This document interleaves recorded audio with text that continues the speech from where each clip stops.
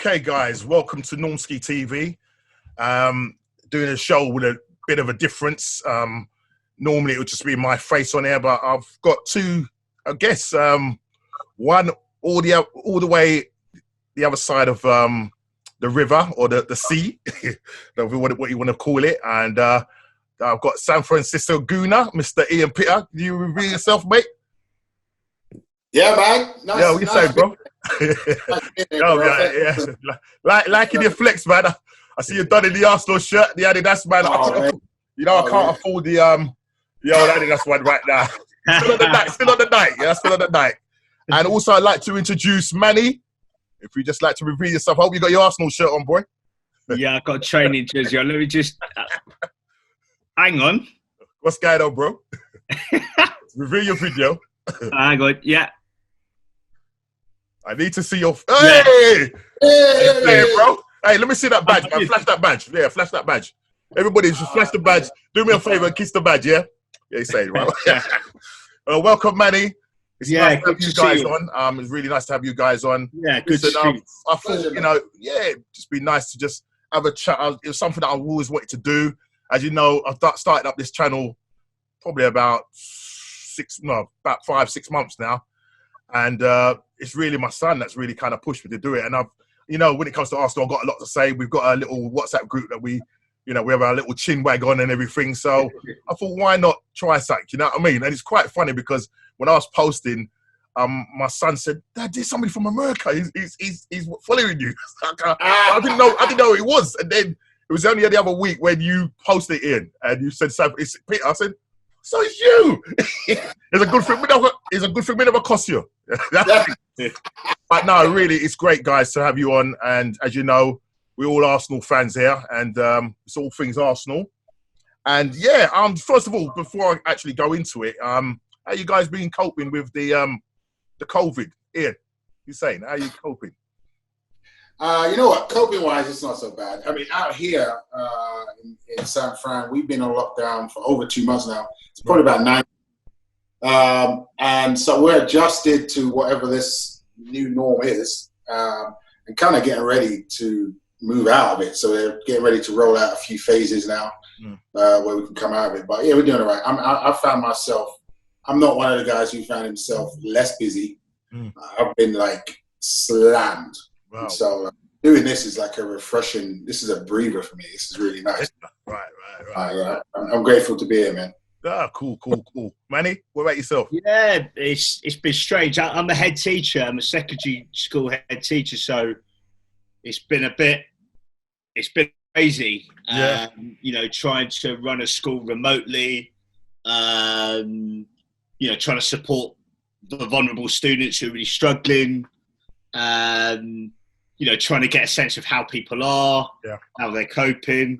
But yeah, in terms of family, everything's been cool. My wife, two daughters, 5 and 8. So we've been doing the homeschooling. Okay. Not quite as successful. I think you might need to set some work for my son, mate. I tell you, that guy, he's a right guy. But listen, guy, I've been getting emails from his school, and he's like, "Mum, why are you giving my private email?" Blah blah blah. So he's just started to do some catch-up work, yeah? So, Manny, I'll be talking to you for some tips, yeah? Definitely be talking to you about some tips there, you know what I mean? But myself, I'm a key worker. I work for Openreach, been there like 30-plus years, seems longer. And, for us, we're going in and out of people's houses. So, we've got stuff to adhere to, and obviously with the government, the stuff that they're putting out there, it's changing daily. So, going in houses, well, a lot of the times we don't go in. What we try and do is try and fix the line from outside, if you know what I mean. And if they've got a basic broadband service, we say, listen, you just have to cope until this lockdown is over. Yeah. Do you know what I mean? Because I said, this pandemic, it's mad. You can go in there and, you don't know whether they got it or not. And it's about safeguarding each other. Do you know what I mean? Yeah. But it's all good. Yeah. We're here. And, mate, well, as we know, football's been affected badly by this. We are going to probably talk about that a little bit later on. But, I thought, if I was going to ask a question, Yeah, that question is, where's our Arsenal gone, mate? Where is our Arsenal gone? Lord of mercy. That's all I got to say, boy. Listen, I'm having to go back and be watching things like the 49ers. Listen, I think Manny said something out the other day about the 89. And then I think, Ian responded and everything. And then look at this, Ian sort of gave us the heads up about AFTV interviewing Michael Thomas, the legend. He is. And so guys, I'm going to open up this question. Where is Arsenal? Ian, where's Arsenal gone, mate? So it's what's interesting. I've been through waves of Arsenal. I've been through this it's been a long journey. I'm early 40s.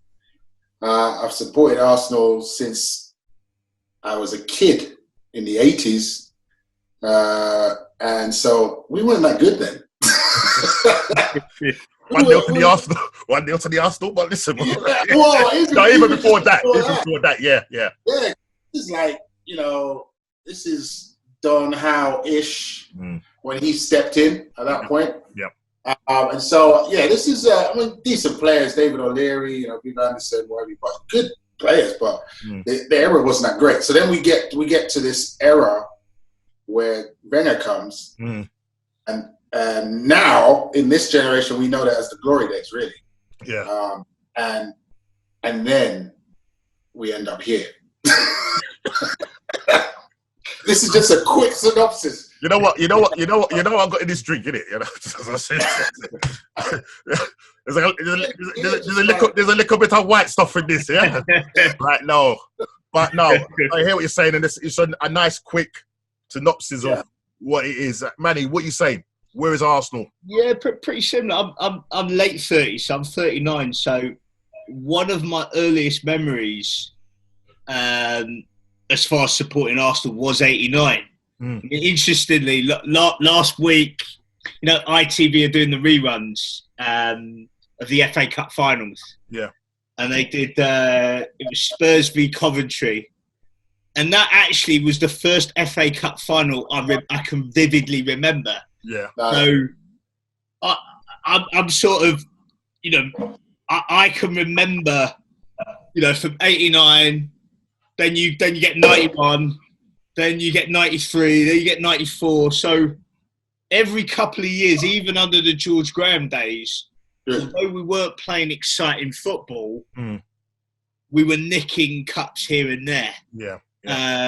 But this feels like, the latter stage of the Arsene Wenger days was the first time supporting Arsenal where you felt that the players, that it didn't feel like it was 100% being given. You felt that the ambition of the club in terms of starting out every season wanting to win league titles, that had gone.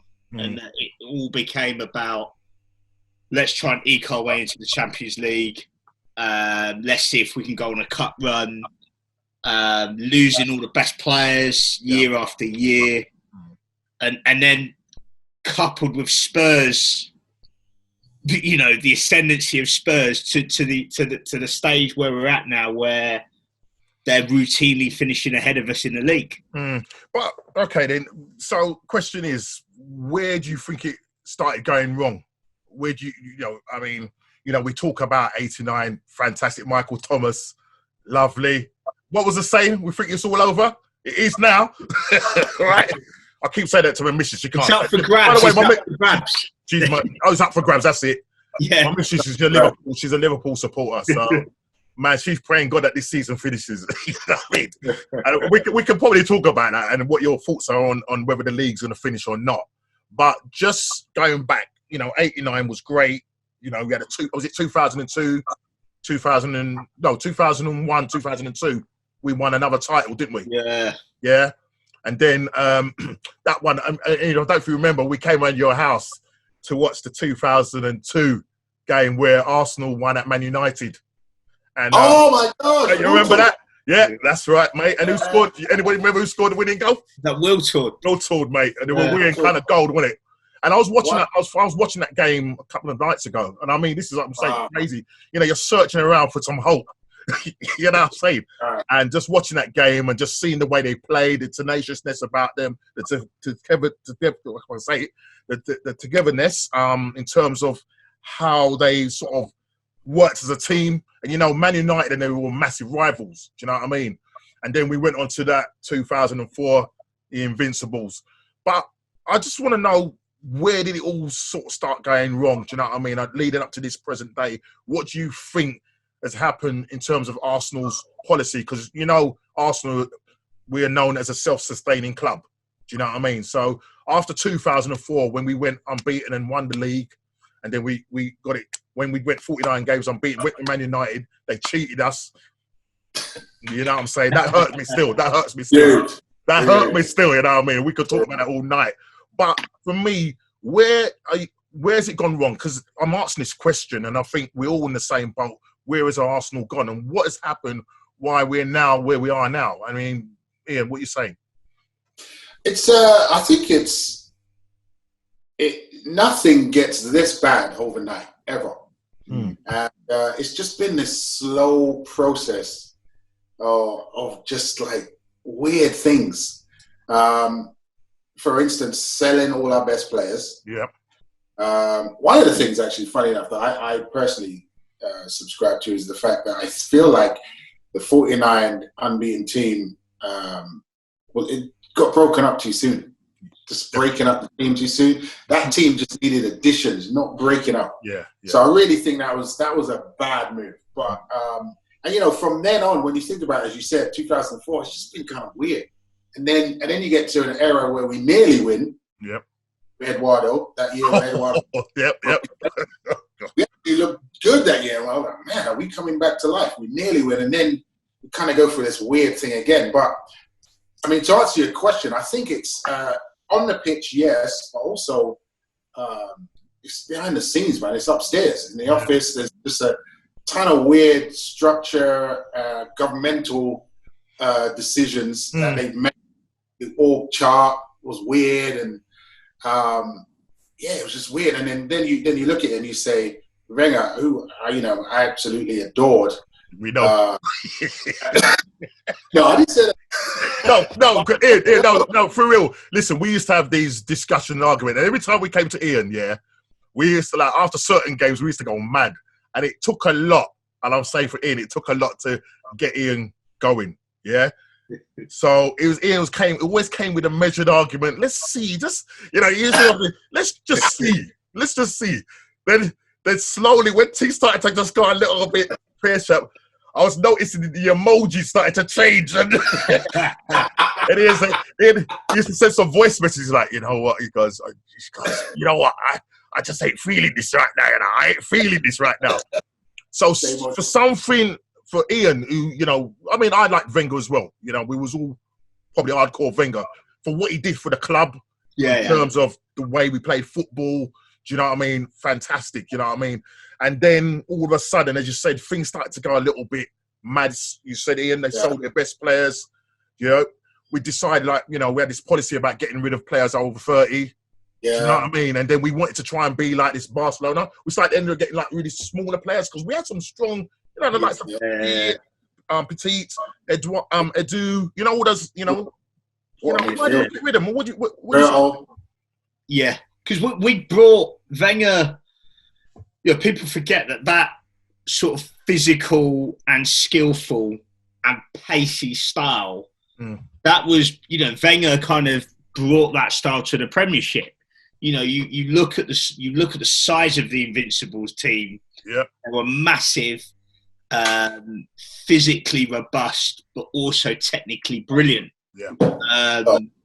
The modern football team. I still think, and I'm not just saying this because I'm an Arsenal fan, but I genuinely think that if you are talking about the greatest football teams, they have to be in the top 2 or 3 Premiership for me. Absolutely. When you just look at the players.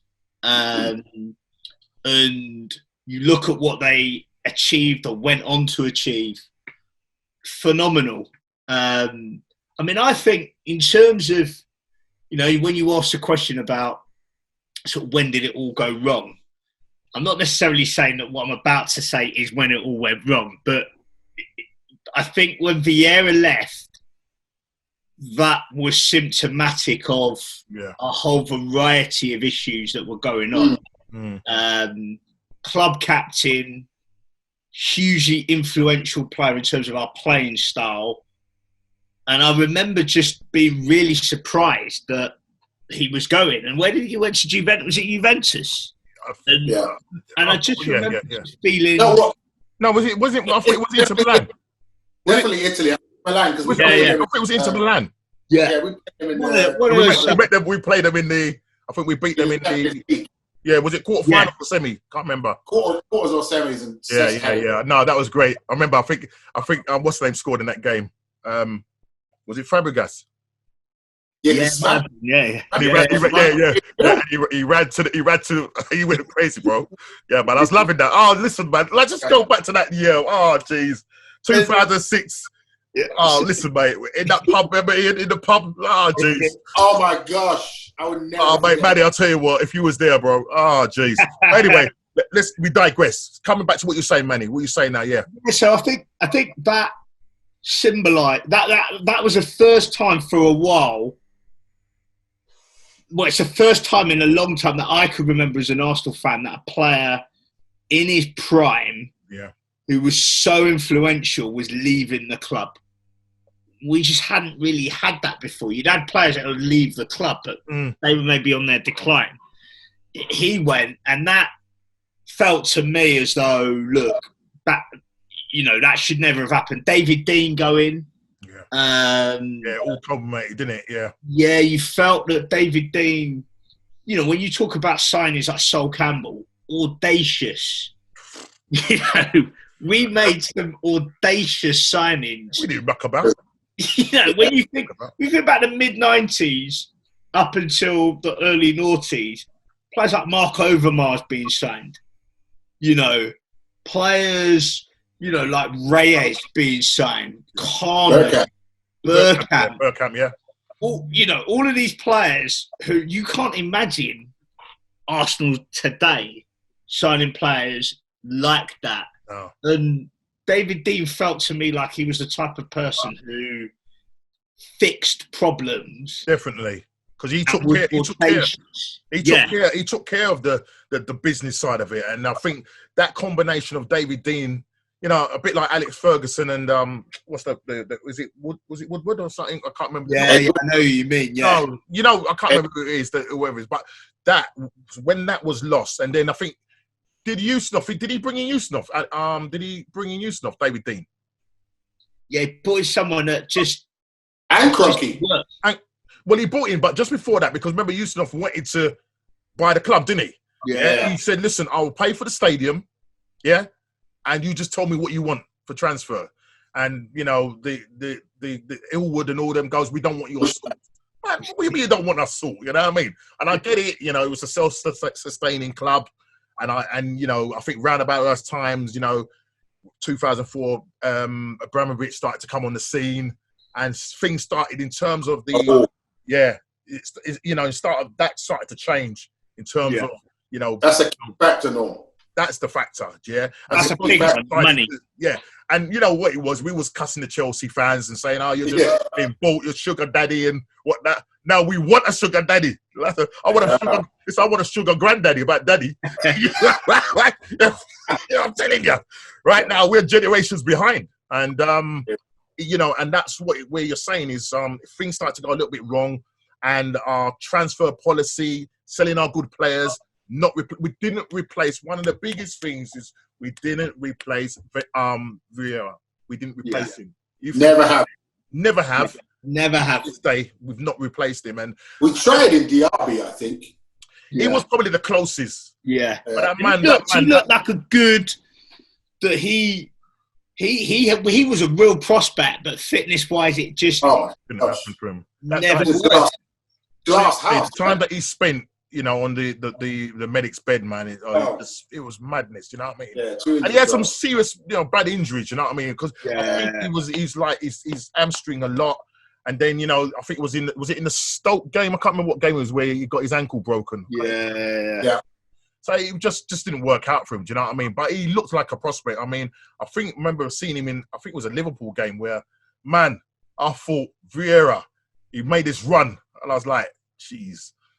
But as I said, he wasn't on the pitch long enough. You know what I mean? So we just didn't do it. And so here we move on, still not getting the players. As a matter of fact, I think we're cursed when it comes to captains. Because you think like, captain, then you need you're about to go. Right, all our captains. Think about it. Fabregas, Van Pagan, not Van Persie, not Van Pagan. Yeah, right. Yeah, all of these. Henry. I remember that year when I heard the news, yeah, and I just would not believe it. You know, you heard the rumours and you just think it's just gonna go away. And when they said it on like Sky Sports News, man, I'll tell you right, yeah, that was it, man. I said, what's this? Henry. Thierry Henry. Do you know what I mean? So we're losing our best players, and we're trying to. And to be honest, yeah, Wenger did well to keep us. What was it? 17 years straight in the Champions League. Do you know what I mean? Yeah. And everybody used to, the pundits used to have a go at us and say, oh, he even came out himself and said that the fourth place is like a cup. Yeah, that was. I suppose saying that he kind of threw himself under the bus a little bit. Yeah. But in hindsight, when you look at the squad players, when you think about not forget the squad, first team. Look at some of the names in the first team that I'll throw out to you. De Nielsen, Shamak was supposed to be a goal scorer, bro. Shamak. What about Sanogo? No go. No go. No go, bro. Yeah. We bought some. Was it Sagan? Pascal Sagan, Stepanovs. Listen, bro, we bought some terrible players, you know. There was one player that we bought, that Brazilian. He was a right back. Was he a left back? He was a left back. I can't remember his name, and he used to always. You thought he was played as a forward. Yeah, his name. He's a joker. That's what he is. What's his name? His name just gone. But yeah, this guy like a left winger. Put it this way, I think if you remember, he scored in the 5-3 win at Chelsea. Yeah. I can't remember his name. I can see his face. That guy, I don't know how that man was playing football. I don't even know why he's a Brazilian. Furthermore, he didn't last long. He didn't last long. Those players were just, at a time when obviously Chelsea had a lot of money, a huge amount of investment. It was clear that these players were not going to compete for the title. But I can remember a season, I think it might have been 2010, one of those seasons where I think we might have been top of the league either at or near Christmas. And it was going into the January transfer window. Yeah. And everyone was saying, look, we need to, just get some experience. And we might just have a chance. Yeah. And then there was that famous, it was happening every season, the collapse. Always. And now we don't even get that far into the season where we're that high in the league. That's right. What used to happen, we used to have this conversation, if you guys remember, and Ian will remember, we used to be there about second or first, yeah? And we always used to say, calm about, because we used to have that little dip in November. We also have the November blip, yeah? Get through that, and we pick up again. And then what tends to happen is around about late January, February, we get knocked out all the cups, and then we capitulate. Simple as that. And I'm trying to remember the game. I think that really told us really about Arsenal, and that was William Gallas, our captain. When he sat down. He sat down. Was that Birmingham? Birmingham. The man sat down. I was like, you know what? If I had a belt, I'd come on that pitch now. Jeez. The manager had to come out and get him up, That right there. That's our captain, by the way. Our captain. The man is in depression on the pitch. He has a mental breakdown in front of everyone. Yeah. Our captain. Yeah. Yeah, man. That tells a story. The thing is, just going back to that, I don't know what your opinion is. just say he didn't do that. He got up and said, right, come on, lads, we move on. We've lost that game. We move on. I think him doing that was it, because he just didn't show no leadership whatsoever. Yeah. Literally, he pulled the whole of Arsenal, the fans, everybody. We just all went like that with him. I got to admit, I wasn't that keen on Gallas anyway, to be honest. Yeah. For me, I was like, why is this guy at a club? Why is he here? He came here as part of a trade deal, or they cut a deal. I'm like, why is he here, man? He should be here. Yeah. And we're getting, again, that was the start of that whole, well, not even the start, that was part of that whole ongoing, saga of getting cast-offs. Yeah. Who was our cast-off? Remember, we got Silvestri, or Sylvestra, whatever you want to call him.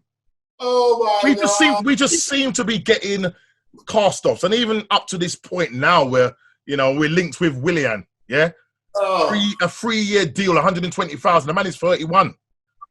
You can invest that money somewhere else. Why? You know what I mean? I just don't get it. Our sort of expectations now in terms of transfers has plummeted, and we all got excited in the summer transfer window. Yeah. And don't get me wrong, Pepe, I think he may turn out to be a brilliant player. I think so. I think he's got huge potential, and there was a real excitement level about that. But, two seasons ago, we were getting excited about John O'Shea coming to the club. Oh God, that's how far we've dropped. And this is no disrespect to him, because actually, I think John O'Shea would be an improvement to the squad. Yeah. But if you're trying to win league titles, I'm being real. I'm being real. You can't win league titles with that type of mentality. Right. Can't. You really can't. I mean, you've got to think big and then act big. If you are big, we're supposed to be big. We're supposed to be the biggest club in London. Yep. And we just act just so small. We sell to our rivals. We've heard the cliche. We sold Ivory, to come to the Emirates, so that we can compete. We've heard it with the Bayern Munichs, the Real Madrids. We're competing. Yeah. We're competing with Norwich right now, right? And you mentioned something about Abramovich, and in that notion and in that whole season of time, I really think that it was unseen. Nobody foresaw Abramovich coming in with all of his oil money and just throwing it at the league title. Nobody saw that. If you think about the players that team bought, they just went. It was like playing FIFA. Yep. Yeah. Now we want him, and him. He just threw money. I forgot that Crespo was there. I completely forgot. Yeah. The players there that it was just ridiculous that the money that was spending. I mean, when you look at it then to the money that there's, because I never would have thought we would have seen our first £100 million player, much more nearly £200 million player. So the sort of monies that they were spending then, if you can imagine, and even the values of those players then, can you imagine what they'd be worth now? Because exactly. And the thing I guess also is that although they were buying, big names at the time, they were investing in the youth team setup, which is still yielding players for Chelsea today. So when you think about the fact that they've got themselves into a bit of bother and Abramovich is pulling back, players like Mason Mount, Tammy Abraham, Feki Tamori are all of a sudden in the first team. They've been allowed to come through, So they've invested in some of those in that infrastructure. I mean, one of the worrying things I think for me over the last 15 to 20 years is that when we all started to follow Arsenal, we would regularly produce 2 or 3 players in the England team. Yep. We haven't produced players. You're watching the major tournaments now, and the makeup? If you look at the England team, it's probably predominantly Chelsea, Liverpool, Tottenham, and Chelsea. Yeah. and maybe a couple of Man United thrown in there. But Arsenal, we just don't feature. We we haven't got anyone who looks, hopefully a player like Saka, if he decides, I think he, am I right in thinking he's got a decision to make between England and Nigeria? He could, if he decides to play for England, I think he will be a full international. I think absolutely. I think he's going to be one of the main guys, which is good to see players like Saka and Reece Nelson and Willock, which is why I'm excited by Arteta. Okay, can I just go back to you're talking about the youth setup. Yeah. At one time, Arsenal did have quite a good youth setup because I don't know if you remember years ago when you used to go and watch them playing in like what we call the Carling Cup. It's now the Carabao Cup now, but them days you couldn't tell the difference between the first because the way they played. Literally, it was like, do you know? And even some cases, it was really good watching. They were really exciting. You know what I mean? And I'm just wondering what's happened there in terms of maybe slowly now we're starting to get back some players, the likes of Saka, Smith Rowe, those sort of players. But you would probably say Chelsea have probably got the best setup at the moment. But Arsenal at one time did have that, and again, it's what's going on, happening behind the scenes concerning that and the investment. You know what I mean? I mean, they've got what's the guy's name that's managing them? The big lanky guy. Saka's now. He's now looking after. He's looking after them.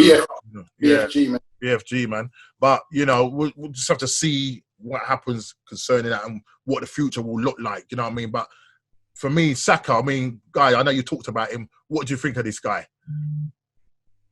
I think he has the potential to be one of the top guys for Arsenal for the next 5 to 10 years. If we can keep him, we've got to get him to sign the dotted line, and extend the contract. But I don't know what you guys think, but for me, he's been a shining light. You're saying, Ian, what do you think? Yeah, no, 100. Firstly, sign the team. Two people need to sign the team. You know what I mean? Seriously. No, yeah. But on the Saka note, sign it, man. The guy is unbelievable. What is he, 18? 18. 18. He's technically been trained as a winger, as far as we know. That's right. He's always played for the youth team. He's got such mental strength. He's got great tactical knowledge. The guy is playing at left back. Yeah. And killing it. Yeah.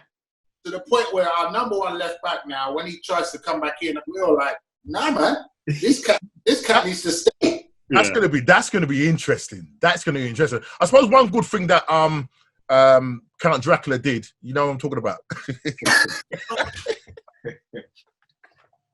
Who's Count Dracula? Who's that?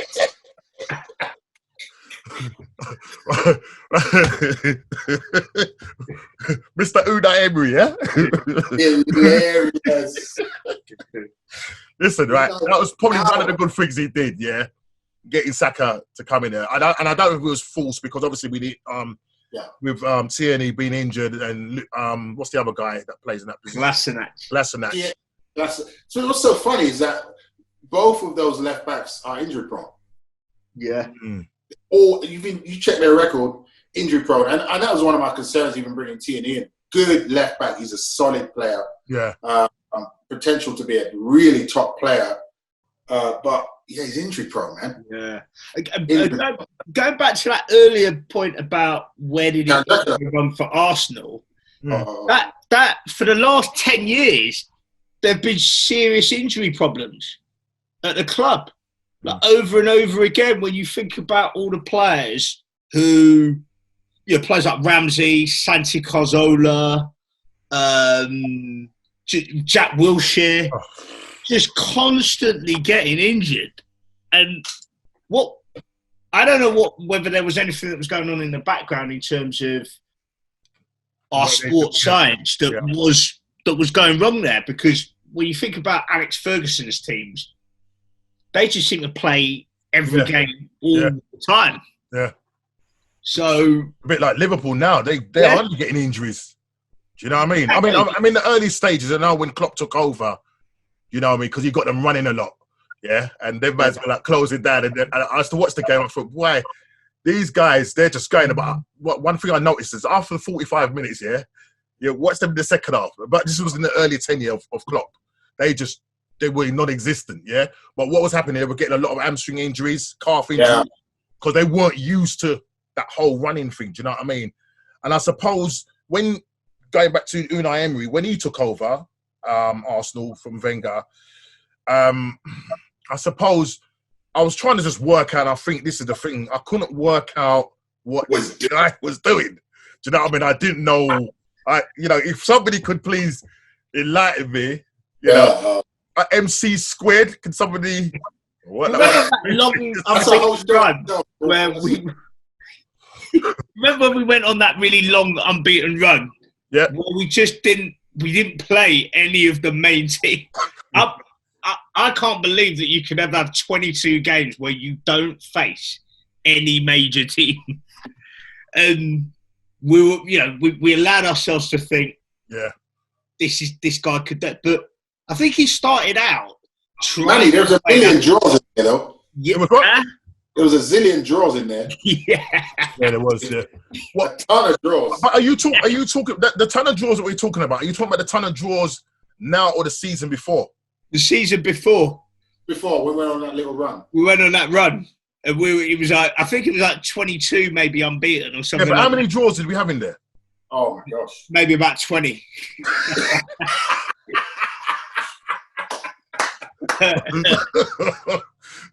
It was a lot. But you know what? The pundits, you know what I mean, as much as, you know what I mean, some of them I can't take, but when they said, look, Arsenal have not met anybody, because Paul Merson, he's ready to go in. And he says, they haven't met anybody yet, yeah? And he says, you watch them, yeah? They're just papering over the cracks right now. And I thought, what are you talking about? We've got a 22 game unbeaten run, yeah? Ooh, hooray, Emery. As soon as we met, I can't remember what team it was, yeah? That was it. That was it. All over, done out here, yeah? It's all up. And I suppose the whole language barrier, and then I just didn't know what this guy was doing because he just kept changing. Yeah. I mean, I know he was when we was going for that 22 unbeaten run, I think I suppose it was different is that he made changes, and the changes that he made, I think had the most impact. Because every time he made a change, we wasn't doing too well, and then as soon as he kind of made a change, either we had to come from behind to either win the game or draw the game. So kind of looking at it, we thought, but I still couldn't work out. We support us to send up the team thing, and I say, can somebody please tell me why he's left this one out and put this one in there? But, with Emery, in retrospect, fine margins with him, because if you think about last season, where in the end we narrowly missed out in the top 4, where we had a relatively easy run-in, where if we just got a win, we would have been the 4th place team. And obviously, I'm not going to mention the horror show that was the Europa League final, but just a minute. Don't go there, bro. But please. If we just win one of those, because it was something we did, our last 5 or 6 league games, we totally messed it up. Even though Tottenham were running out of steam. Yeah. But if we get one win there, we get 4th. We get 4th. And maybe he's still probably sat in the job now. Yep. But it just felt like at the crucial times when we just needed to get it together last season, they couldn't do it. They couldn't do it. Bottle jobs. That's it. Couldn't, mentally weak. Yeah. No. And I think that's the frustrating thing for a lot of Arsenal fans now, is that we're perceived as being a mentally weak team. Go on then. Sorry, go on. I think there's a turnaround coming on that front. I was going to ask that question, yeah. Yeah, because we have a leader in the head coach right now who is not. And he does, man, I got to admit, I didn't want him. Same here. I was like, nah. And you guys were in the chat, but I was like, nah. And he's not the guy. Let's think big. Come on, let's think big. But we have him, so we support him. And for me, I haven't seen a press conference that he's come out in front of us and not. Yeah. Breath of fresh air. Absolutely. Yeah. I'm like, oh. Yeah. Just like Klopp when Klopp at Liverpool. That impact of where you just sort of think fresh ideas. He wants to relate to the fans. Yeah. He understands that the frustration that fans have is that there's a perception that the team aren't getting the basics right in terms of, working hard on the training field, not taking liberties. But also he looks like he's got to coach and get the best out of some of our young players. Yeah. Which, if you think about Pep at City, I know that they've spent a lot of money, but they don't buy many of what you would call the Galacticos type players. No, they don't. He buys a lot of young players who will be priced quite high because they know City have got money, and he makes them better players. Yeah. And if Arteta can do that, you get a sense that he's going to be out on the training field and he's going to be talking to Saka, improving him as a player. He's going to be talking to Nelson, improving him as a player. And I am excited. And he also is kind of indicating that if you don't want to play for the club... Yeah, man. Yeah. Straight up. Yeah. It's funny because they mentioned that on the previous podcast, a former player, Tomo. He's like, he sees traits of George Graham in Arteta, where he's just straight down the line. Yo, this is what I want. If you ain't down, you're out. Oh, yeah. No matter who you are. Yeah, and I think Wenger, I don't know if with Wenger whether he couldn't handle big players or what, but I don't get that from Arteta. I think Arteta, and even I think under Unai Emery, I mean, if we skip Wenger, go to Unai Emery, I just think Unai Emery couldn't handle big players. He didn't like the idea of that. Just didn't know how to manage them. Do you know what I mean? And the classic was Mr. 350 G's a week. Yeah, you saw what happened there. Do you know what I mean? You know that he's like Marmite. This guy. Do you know what I mean? Can I ask a question? Yeah. Andy, you mentioned Reece Nelson. Yeah. I'm curious to hear you guys' thoughts on Reece Nelson. I think I don't see him as being in the same bracket as Saka. Who that perhaps is harsh. I see Saka as being genuinely top bracket, but I've been impressed when I've seen Reece Nelson, and I think he has improved quite a lot under Arteta. And so, who knows? But I think the difficulty with Reece Nelson is that is he the type of player who is a top 4 team player? Does he get into Liverpool, City, Chelsea, Tottenham, Leicester, Wolves? Wow. Yeah, dude. When you said that, for sure. Oh, yeah. Now you're putting it in that way. I might have to revise my view. I did not say that. But I'm with you on that. I mean, when you assess it like that, and it's cold light of day, yeah, you know what I mean. I mean, he's got potential, yeah. But I think when I've seen him on the pitch, I think I don't know. He's just like when he picks the ball up. I mean, he's quite direct, but I just don't know. Sometimes, you just want them to just lay that ball off a bit quicker, and just think a bit quicker. Do you know what I mean? He's got potential. I don't know. Maybe he probably needs a loan spell or something. I don't know.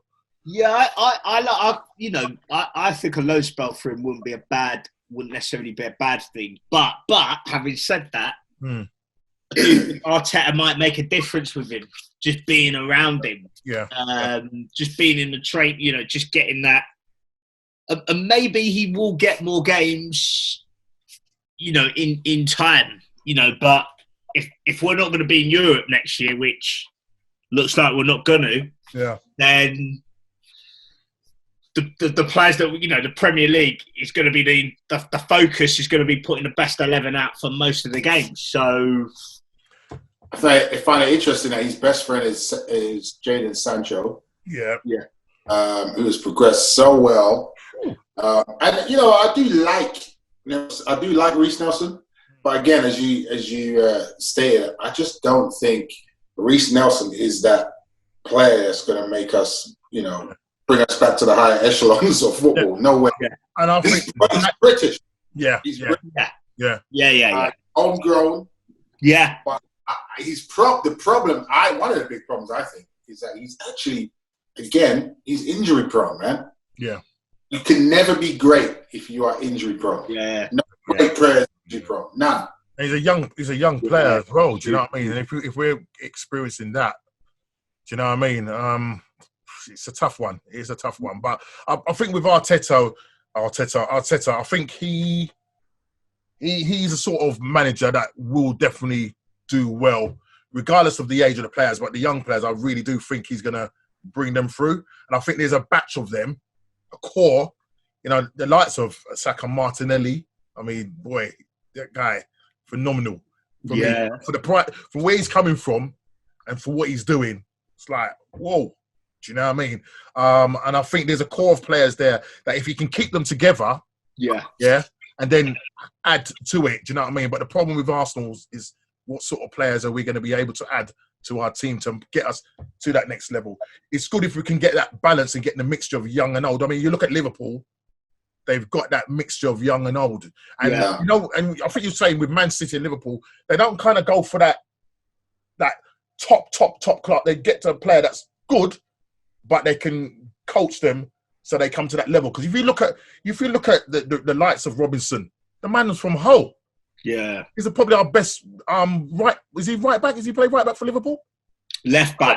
Sorry. Yeah.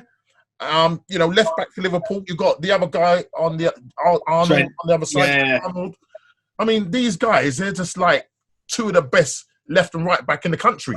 If not in Europe right now. I mean, I think what Klopp has done at Liverpool gives us hope in many respects, because if you look at the side, and by the way, I think that this Liverpool team, if they go on and win the league title in 2 or 3 years, we may think about this Liverpool team as being one of the greatest sides. But you look at the players that are there. When Salah was bought, he had a terrible time when he was at Chelsea. No one would have thought this guy's going to go on to be the player he is. Sané was a very good player at Southampton. I always thought he was the type of player that we should have tried to sign. But no one would have thought you're talking about necessarily a world-class player. Yeah, look at his midfield. Henderson's been revitalised. Wijnaldum, I think, is a massively underrated player. Definitely, yeah. Very, very good player. Firmino, when he was bought, was not a player that you would be saying he's a top player. So he, for me, shows that if you can get players at the right time, the right value, and coach them, and create a culture around the club where, because also the way which he connected with fans, it was clever in that it bought him a bit of time. Yep. Because people were saying, "Where's the trophy?" Yeah. Where is the trophy, Jurgen? But turned. You remember at the start of that season, people were saying, "Where is the trophy?" But he's turned Anfield into this crazy state. That Barcelona game. Oh, jeez. Incredible. I watched that night, mate. Absolutely incredible. I haven't seen, in terms of European football, I think that's the best English performance I've seen. It could be the greatest performance I've seen. If not, yeah. I was just sat back in my chair. I was like, madness. People forget that in the first leg, Barcelona destroyed Liverpool. Yeah. And if Dembele, there was that last minute one-on-one where Dembele and everybody was revising their opinions of Liverpool, sort of thinking, you know, Van Dijk, maybe maybe we forgot about Messi. Maybe we've forgotten how great this Barcelona team is. So for them to come back and do what they did, and even have the audacity to think that they could win, and not because most teams would have said, "Do you know what? We're still in the league. Yeah, let's put out a weakened team. Yep. We're already out. Let's concentrate on the league." Anfield on a European night under the lights. Absolutely ridiculous. Absolutely ridiculous. And I mean, this is not a Liverpool channel, so enough about the Liverpool. But he gives us hope. He gives us hope. And why I say that is because I think with Arteta, that whole thing with connecting with the fans. Yeah. And as you said, Ian, when he did that first press conference, it's like, yo, you got the job. Yo, listen, man, you got what he had to say. And the thing about him, he looks, he's quite cold, you know. I don't know how he keeps that hair perfect. But I must get that wig. Where does he get it from? You know what I mean? What I was trying to say, he just looks you in the eye and he just tells you as it is. And he seems like he's a no-nonsense coach. And you could see that from his, captain days at Arsenal. You could see he was a leader on the pitch and everything, and just the way he did stuff. So I think there's hope for us in terms of him, the way he's going to sort of mould his team and what he wants from his team. Because he's literally, I remember for one of the first training sessions, I think Lacazette was trying to do a little flick and everything. He said, "No, stop it right now. You keep on the ground, you keep it simple. Know where you are. He's talking about space. If you play the ball, know you're going to be in that space." So I think that will come, you know what I mean? And I think when he has that pre-season with them, and it's been difficult in this time now because obviously with the COVID and everything, it's been very difficult to get his ideas over. But I think when they do come together, and I think the big question is whether Arsenal are going to be able to bring in the players, to kind of, that's the question that I'm probably going to, end up with this whole podcast to say, can Arsenal bring in the players that we need? I wouldn't say, because we're a million years from Liverpool and Man City right now. I don't know what you think, guys. Do you think it might be 2 or 3 players? How many transfer winners is it going to take for us to get to the levels of Liverpool and Man City? Well, you asked, I'm curious about the question. You asked, are we able to bring in the players? What do we need? Okay. What do you think? See, I think the coronavirus has clearly thrown a different dimension into all of this, because the transfer, I think the transfer kind of process is definitely going to slow down. Yeah.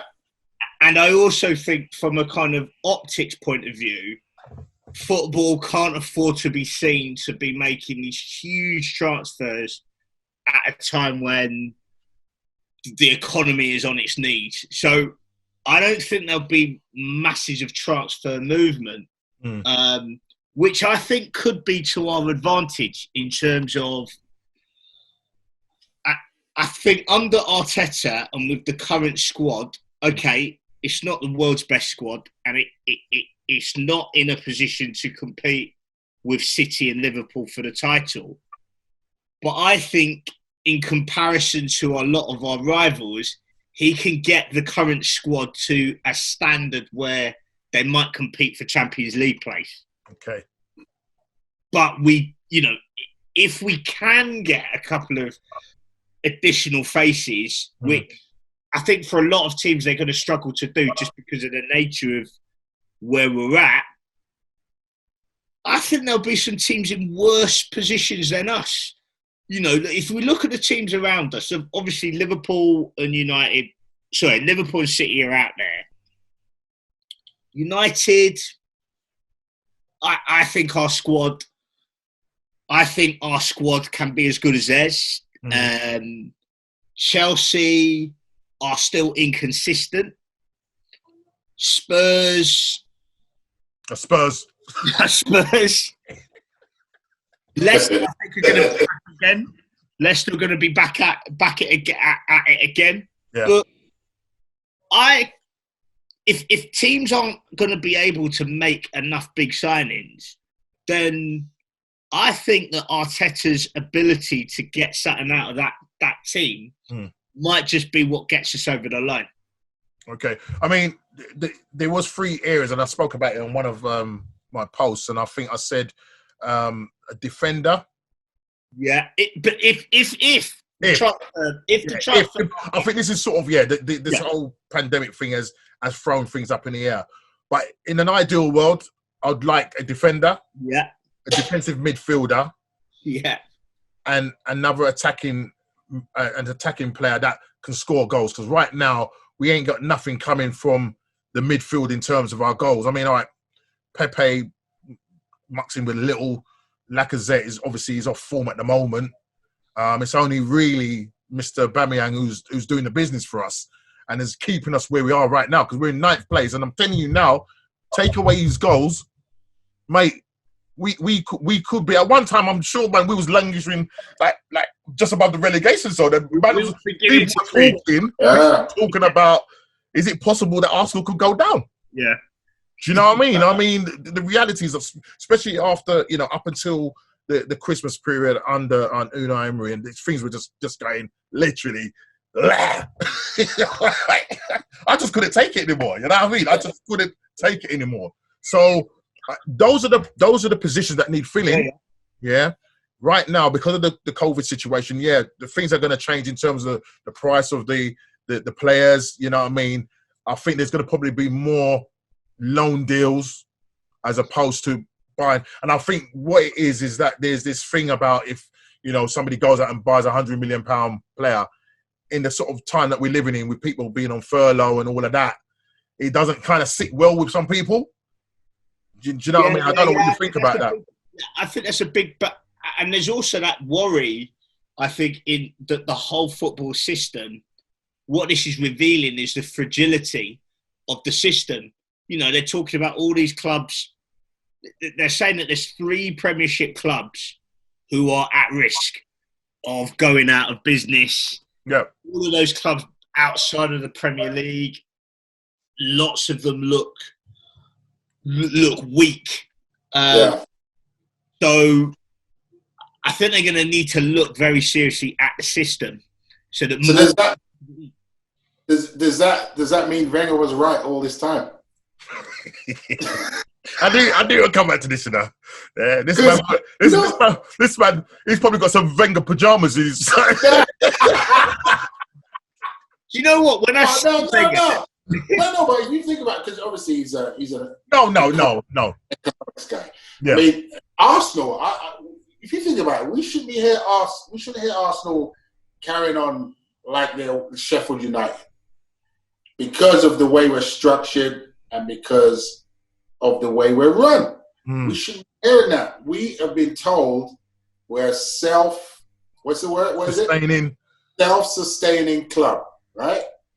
Self-sustaining means you live within your means, and you also have a solid reserve. And I know they're going to take their reserve. Nothing from Arsenal. 200 million in their reserve.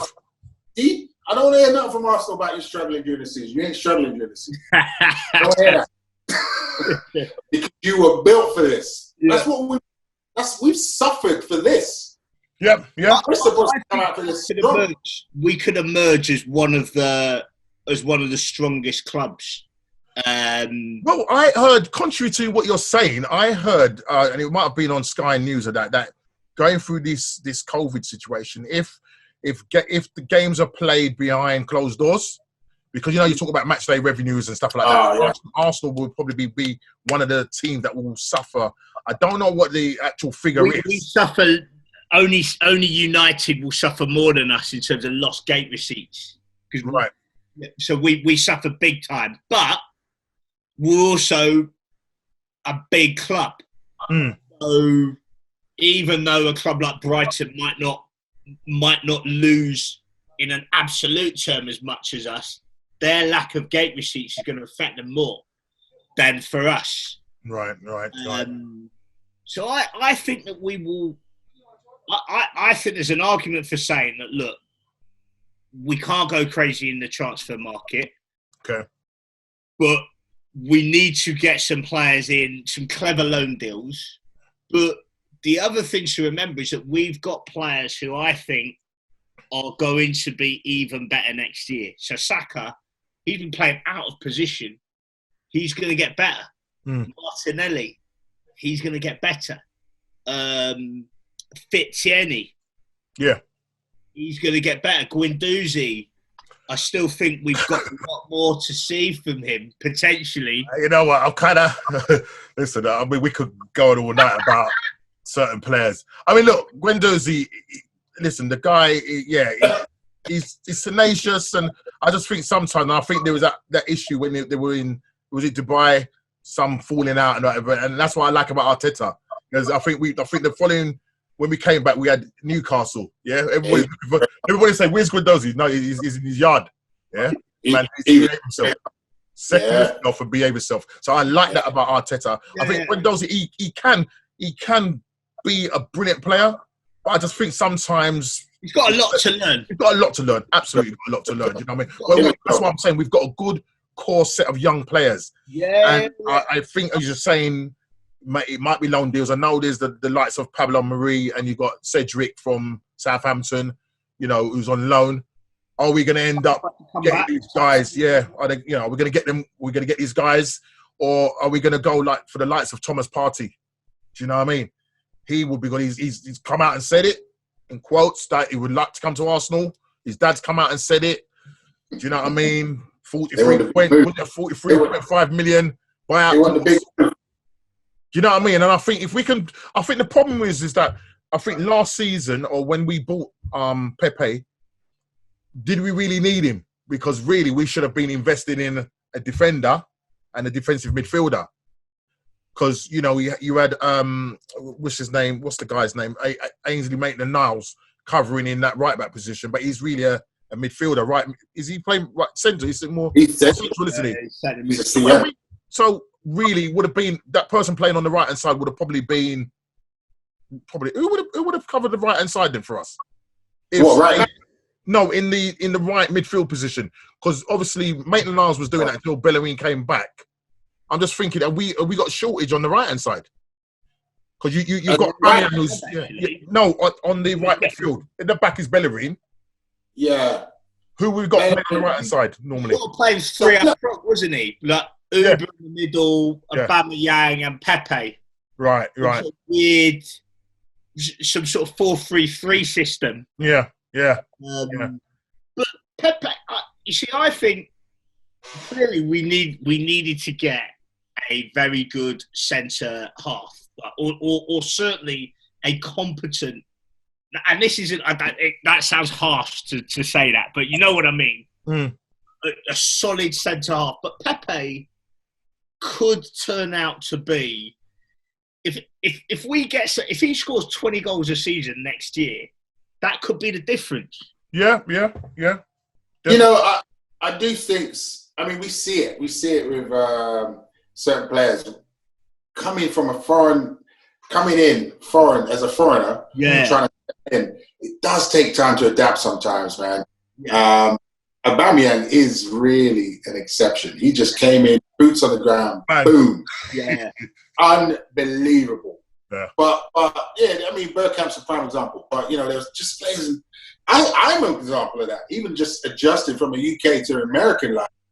I was like trying to figure stuff out. I'm like, trying to work things out here. Yeah. I get it, man. As an immigrant as well, man.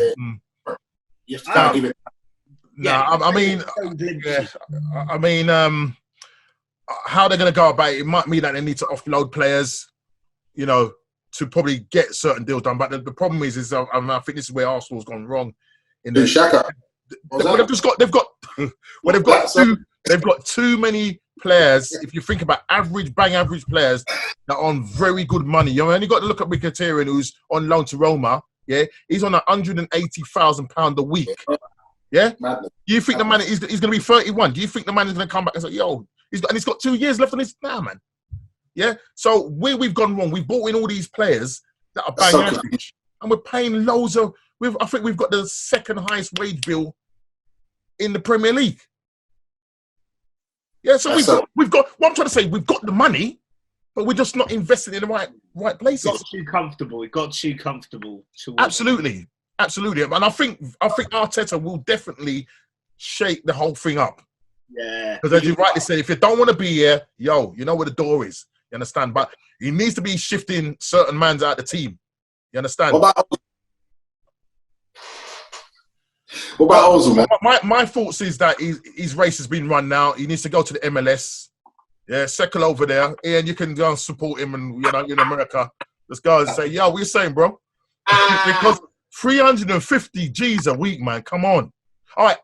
I'm not going to lie. He has improved under Arteta. But he's one of these guys that if the game doesn't go right for him, do you know what I mean? He's just non-existent. Do you know what I mean? There's been too many big games where he hasn't been there.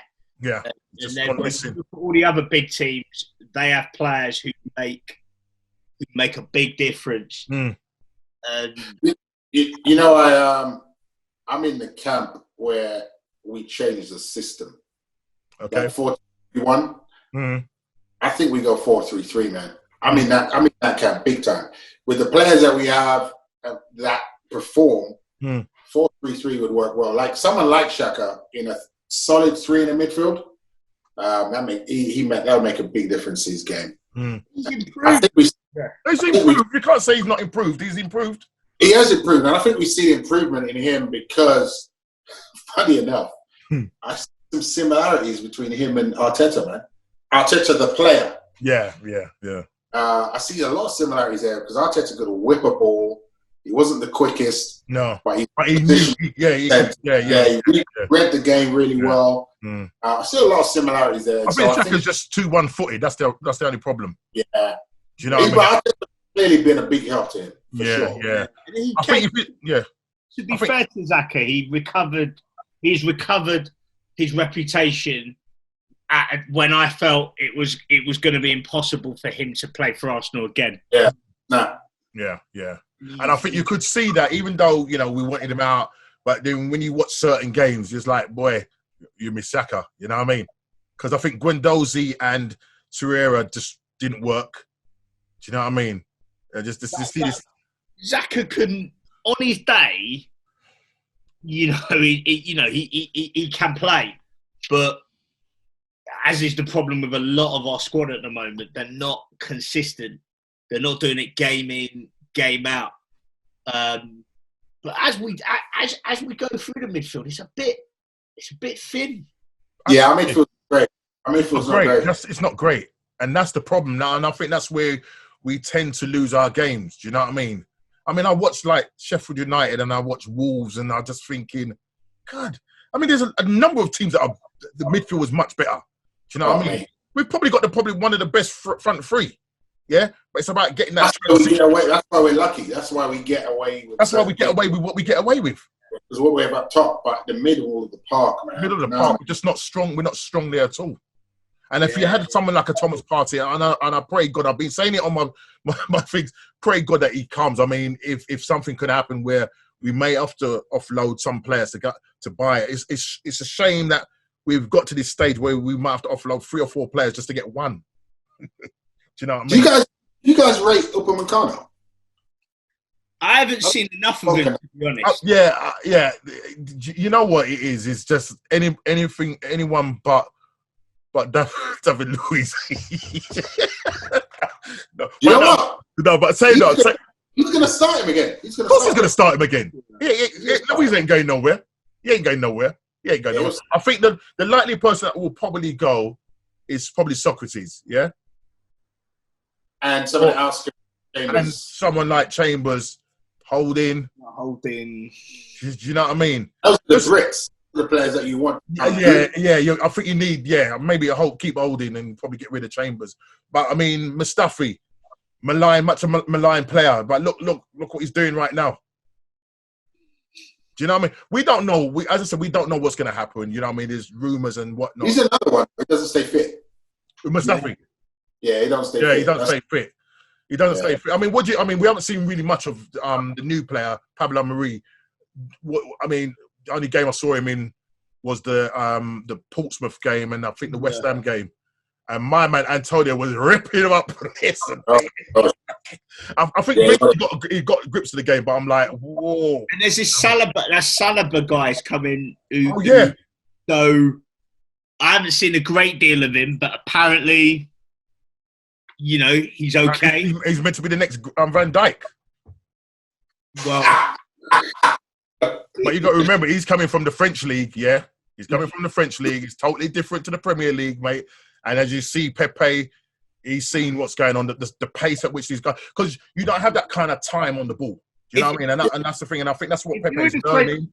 If you're in the French league and you're not playing for Paris Saint-Germain, how are you getting called the next Van Dijk? I don't. No, it's mad. It's mad. It's mad. No, it's totally mad.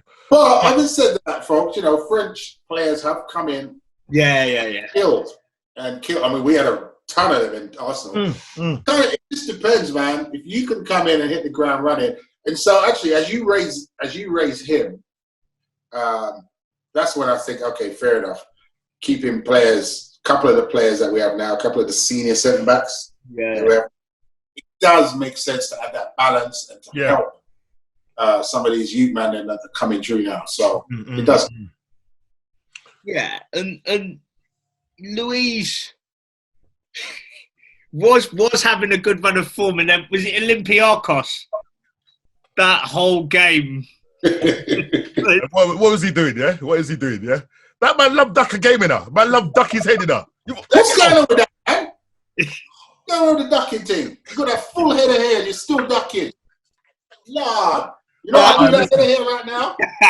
Some of the defending, mate, schoolboy. But, saying all that, Arteta is slowly... You can see structure in our game now. You can see, like, okay, yeah, guys are meant to be where they're meant to be, you know what I mean? But, fullback thing. Yeah. You know what I mean? Because what you can see what's happening. Yeah, you can see what's going on. You can see what Arteta's trying to bring. And I think he's going to need the players to do that. But the problem is, it's just that. It is that. But Ian's saying that we've got the money, £200 million in reserves. Yeah. Stan Kroenke about to put his hand in his pocket. The man has made 323 million, by the way. But then I think they might have sort of because who's the clubs that he's got in America? I know he's struggling with them at the moment. So, because I used to live in Denver, so in Denver he had the Denver Nuggets, he had the lacrosse team. He actually had 3 teams. I'm trying to remember the third one. Who was it? Lacrosse. I'm trying to remember. Hockey. Right. The Avalanche, the hockey team. So he had 3 teams there. Right. Yeah. And that one's like the Pepsi Center, which is the arena. Yeah. Where they play. Yeah. So he's not liked there either. No one likes him as an owner of any sport team. We used to cuss him, man. Well, right now, I mean, we've got him. He's got the 100% of the club. It doesn't look like he's ready to sell anytime soon. You know what I mean? But boy, I just pray there's someone out there, someone like a Dangonti or something. You know what I mean? But we're praying for that to happen. But I suppose right now we just have to just work with what we got. We've got to work with what we got. Try our best to see that Arteta does what he can with the team that he's got. Hopefully, he can do some deals that... I mean, the Pepe deal kind of threw us all. You know what I mean? I remember I was working that Saturday and I was getting texts and I was going crazy. It was mad. It was all of the text. Manny said stuff. I was like, oh, you know what I mean? Listen, mate. So, you never know. I haven't been that excited for Arsenal signing since Ozil joined. Yeah, exactly. That was the level of excitement. Oh, listen. You know what I mean? I was losing my mind. No. I mean, I don't know. I mean, I don't know what the future is for Arsenal. As I said, I just want our Arsenal back. You know what I mean? I said, where is it gone? I just want it back. Yeah. And what's your view on Arsenal coming back? Football is Premier League. What's your thoughts on that? I mean, the J League is back. I heard that a few days back. J League's back. I think they're bringing Bundesliga coming back in mid-May. Yeah. And they've cancelled the French league, obviously, null and void. Yeah. PSG have got the title. They've cancelled the Dutch league. Yeah, Well, that's done. Well, from a buyer's point of view, I like it to be cancelled because I can't take my missus coming in and just looking at me every day and saying, yeah. But all seriousness aside, I mean, Liverpool, they deserve the title. 25 points ahead. But I think I had this discussion with someone. I was thinking, like, okay, if they all come back and they start playing behind closed doors, you know, all the testing. Now, if, say, for argument's sake, there's things like if you're not allowed to, like, celebrate with the players, you can't shake hands and whatever, but they're going to be kicking ball, spitting, shouting, and whatnot. Yeah. Surely they're going to catch it that way, aren't they?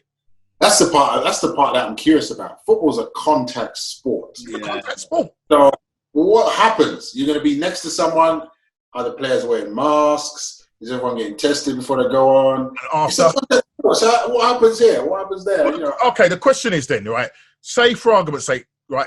I don't know if they do a testing when they come on and then after, but say they did it after, okay? Yeah. Right, so one player tests positive. So does that mean the rest of the 21 players on that pitch go into isolation? I think as soon as one player gets a positive reading, that's it. It's done. Yeah. That's so, know. Okay then, guys. So do you look at Arteta?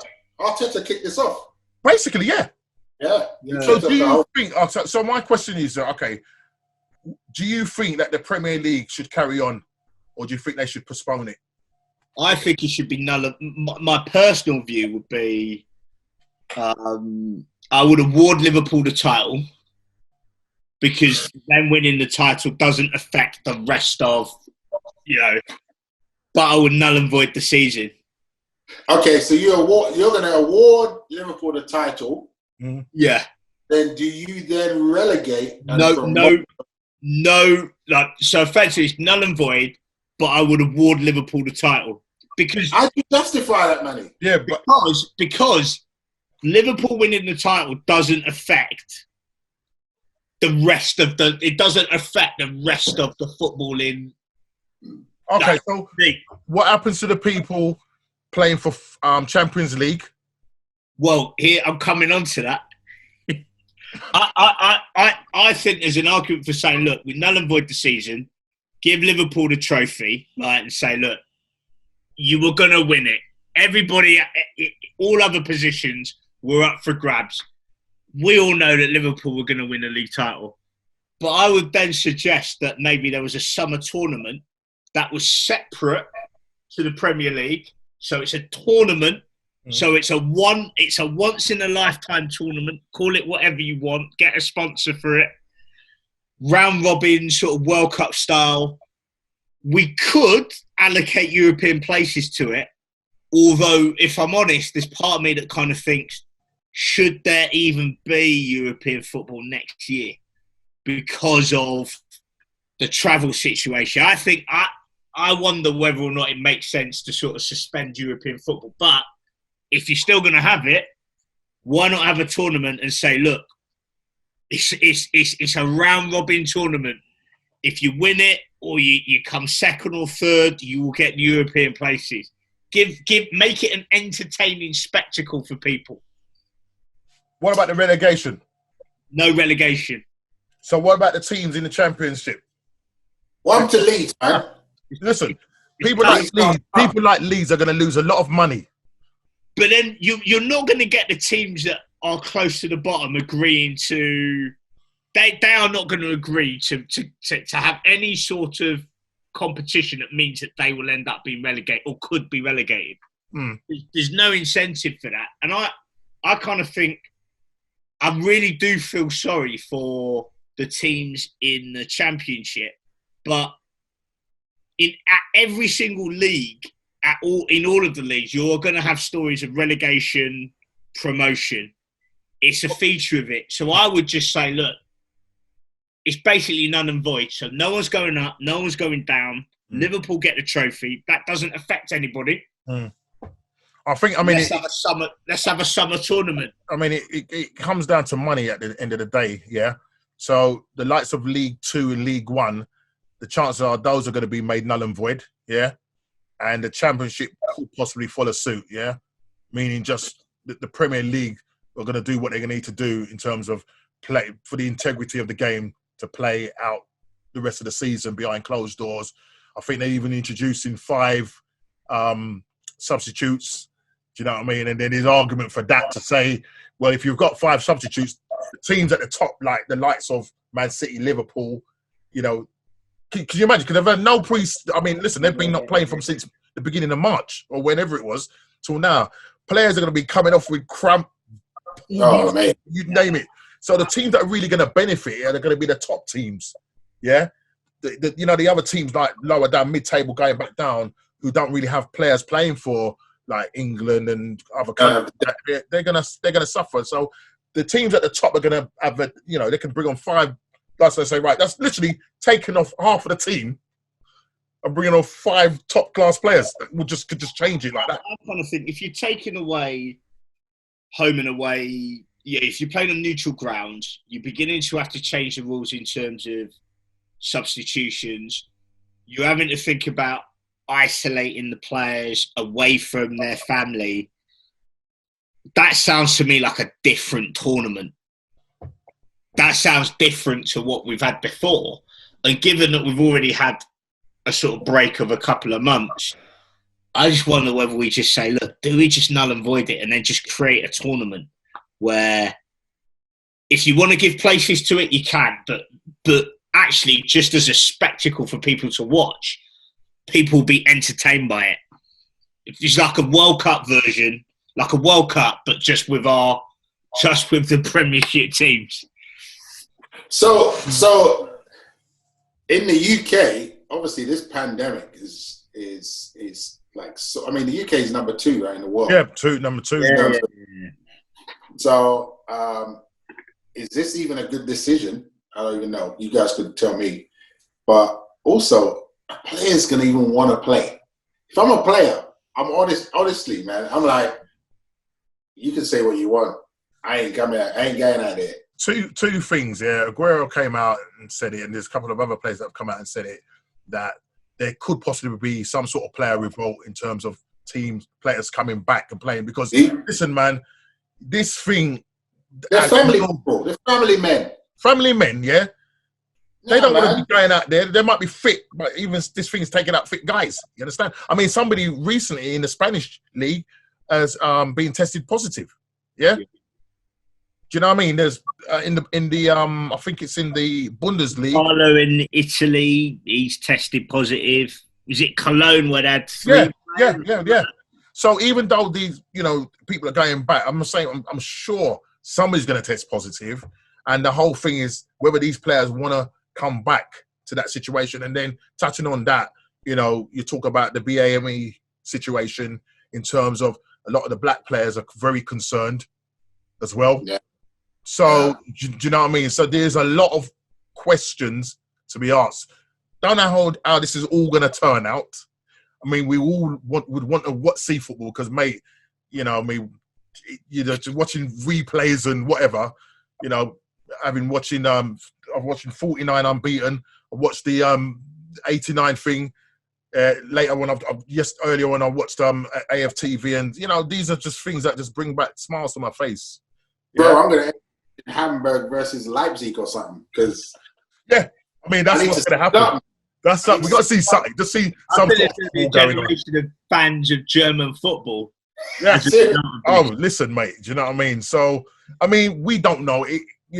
They are pushing for this thing to come back, and when it does come back, is it going to be a case of how long are they going to be playing behind closed doors? I mean, I think it's Phil Neville or Gary Neville came out saying that there's a possibility that the 2021 season could end up being the whole season being played behind closed doors. So it's going to be strange. It's going to be a strange one. We should just see what happens in Germany. Just see. Yeah, I think that's what it is going to be. How's it play out? If there are any positive cases, how do they deal with it?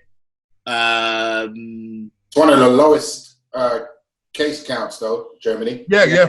They've managed it really well. I think if I'm right, numbers around about 7,000. Yeah, so very, very efficient in terms of the testing and stuff like that. I can't see it.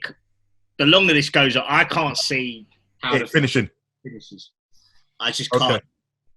I just can't. I think even if you do give Liverpool the title, man, don't give them nothing. Don't get them. But the thing is that you could give them the title, but they get an asterisk by their name. And you know what's going to happen? It'll be classed as a hollow title. Yeah. Do you know what I mean? Because you're not going to have that whole thing of them going on an open top bus. You know what I mean? Fans are not going to be there to celebrate them. It's going to be quite hollow. It is unprecedented. It's unforeseen. Nobody thought about this. But the Premier League didn't have this. They didn't have anything in place that said... no contingency. Yeah, if something happens, exactly. So here's what we do. Yeah. They're having to think. They're having to think of their feet because it keeps changing daily. It keeps changing daily, and right now they're having to watch other leagues. You know, so as soon as you heard that the Dutch league was cancelled, as soon as you heard that the French league was cancelled, I'm thinking, well, mate, it's only a matter of time before the Premier League. But because the Premier League is probably the most watched and the most biggest, athlete in terms of then they're trying to, because if they make it null and void, they've got to pay back all their sponsors, all the TV companies. But the funny thing is as well, the government could get sued because that seemed. I heard something about the French people, the French. Suing the government. And I think, I know we're not going to get too political on here, but I mean the way the government has handled this whole thing. Do you know what I mean? We just acted too slow. Yeah, and if we're anything like Donald Trump, get some bleach. Yeah. No, keep it moving. I don't want to just shut down your channel. Sorry. All right, guys, listen. Well, look. I'll tell you what. We've spoken a lot, and I just want to kind of finish just by just saying, where do you see Arsenal in the next 2 years, 2 to 3 years?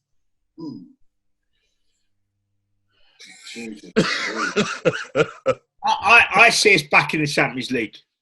Okay. I think Arteta, I'm confident that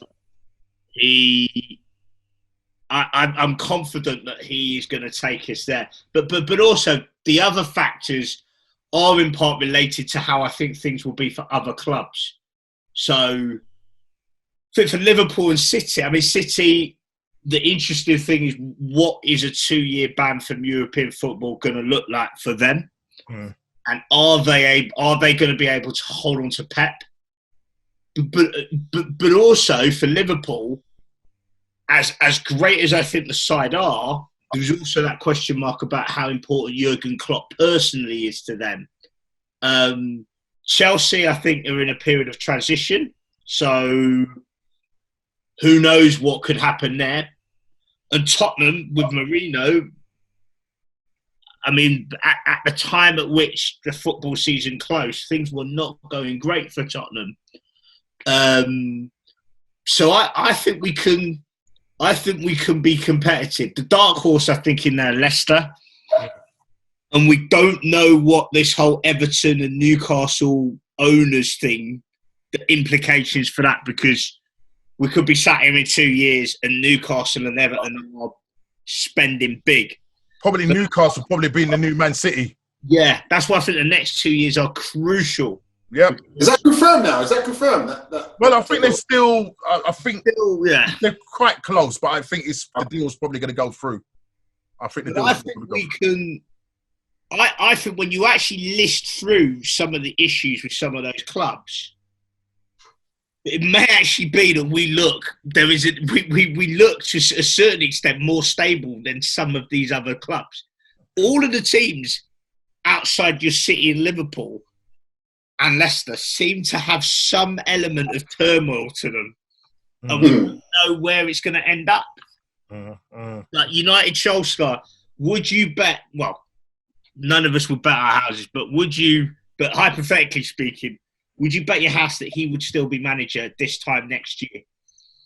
Mourinho this time next year, Lampard this. Arteta's probably the only one of those managers who you probably could say, I'd be fairly confident he will be here this time next year. So I'm going to be confident to say we're going to be. You're saying top 4. I'd say we will put a credible challenge. Yes. For top 4. Okay, so it stops at top 4, not even challenges for the title. What about you, Ian?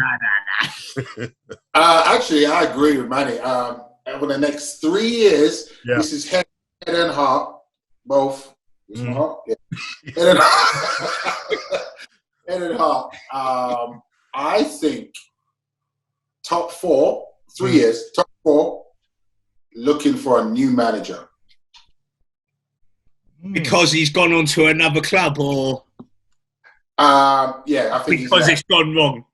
Yeah, I think he's left because it hasn't. His contract's out. We're done. He ain't renewing it. It hasn't got. We didn't get where we want to get, and we're looking for another manager to take us to the next level of challenging. But all right, and that's all good. And if he can get us to the top 4, and obviously say after 3 years we're looking for another manager, but then I suppose it all goes back to, was he given the funds to do what he needed to do? Do you know what I mean? Because we are going to be competing against the likes of Liverpool, Man City, and you're probably going to have to bring in Newcastle into that as well. And even Leicester themselves, they've got good owners that will spend as well. Yeah. We're fighting with these teams now. Wolves. Yeah, we're fighting with these teams now. So, as I say, Kroenke needs to stick his hand in his pocket, man, and invest in the club. You know what I mean? But with all those other clubs that he's got running in America, I don't know how it's all going to work. I'm just hoping that in 3 years' time that we're under new ownership. That's what I'm hoping for. Whether that happens or not, I don't know. But I'm just hoping that is the case. And as you all say, it's probably going to be top 4. But, mate, you could be looking at Liverpool and possibly Man City swapping this, role in terms of winning the league. I can't see anybody else stopping them unless they lose Pep. And then this whole 2-year ban thing, do you know what I mean? Because there's talk of like some of the top players may possibly leave if they get unbanned from Champions League. So it all depends on that, as you say, man. It all depends on that. But Liverpool, they're right out there. That's the team to be catching.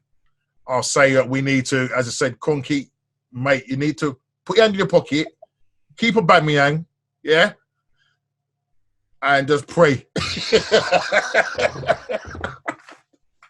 And just pray. But guys, listen. Yeah, that's been brilliant. I just want to just say thank you very much. Thank you for coming on and just sharing your thoughts. It was a pleasure talking to you and hearing what your thoughts are. Listen. One day, yeah, we'll be saying 50 games undefeated. 50 games, I say. Hopefully in our lifetime. In our lifetime. But guys, I just want to say thank you to Ian, all the way from San Francisco. Am I correct? Brilliant. Yeah.